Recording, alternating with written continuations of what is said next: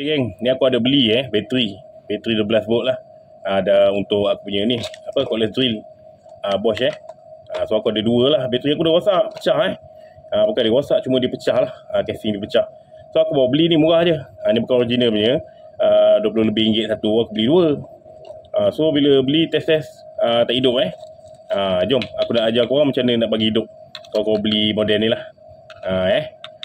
Sebenarnya masalah dia tak rapat dia punya ni tak rapat seperti yang original punya.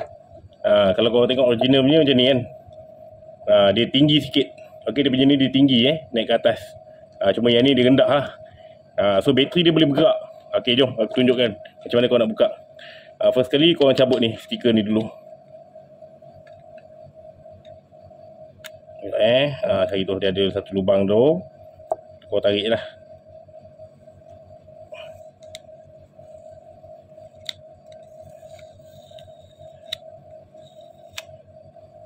Okey, macam tu kan.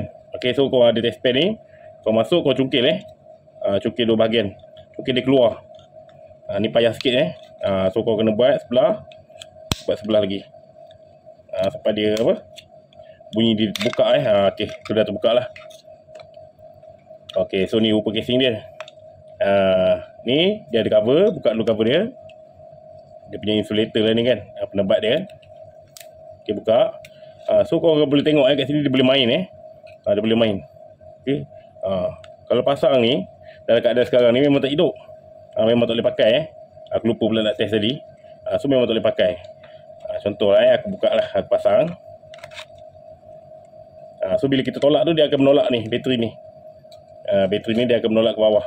So kita kena apa? Tolak-tolak lagi ke dalam kan. Baru dia akan boleh hidup lah. So tolak ke dalam ni pun payah macam tu kan. So apa yang perlu kita buat sekarang ni, kita tolak dulu padat-padat ke dalam semuanya. Padat-padat. Nanti kita kena adjust depan ni sikit. Okey, bagi kita keluar So kita ambil kertas. Okey, ambil je kertas apa-apa. Kejap aku cari kertas kejap. Ni kertas. Aduh. So ada kotak ni. Okey, kotak. Kau lipat-lipat. Lipat bagi dia tebal Okey, macam ni kau letakkan balik cover ni untuk perlindungan dia dah rapat kan, kau dah tolak macam tu. Okey, kau potong kotak tadi, masukkan balik.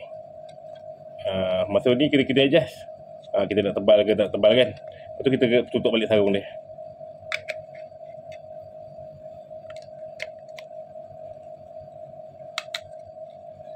Kau dapat tape lagi baik supaya dia tak lari lah. Okey, macam ni je. Lepas tu kita test lah, cuba macam aku akan suka ni. Naikkan sikit kiri kanan yang kiri kanan ni naikkan sikit. Ni untuk cas. Cas ni pun boleh naikkan sikit. Okey. Biar dia terkeluar sikit ini tu. Okey, dah macam tu. So dia akan terangkat sikit bila kita masukkan kertas tadi. Kita test lah kat diri kita. Boleh ke tak kan? Dah boleh sebelum ni memang tak boleh. Okey, tak boleh tu sebabkan dia punya ni rendah So kau kena adjust lah. Okey, kita test ni pula. Yang ni tak boleh maksudnya.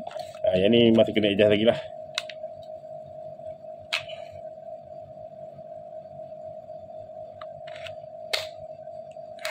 Okey, ini kita dah masukkan pun tak boleh tapi kena tekan kuat lah. Kalau dapat tebal sikit lagi tadi lagi baik aku rasa. Okey, tu je. Okey, pasang balik stiker ni kalau nak kalau tak nak buang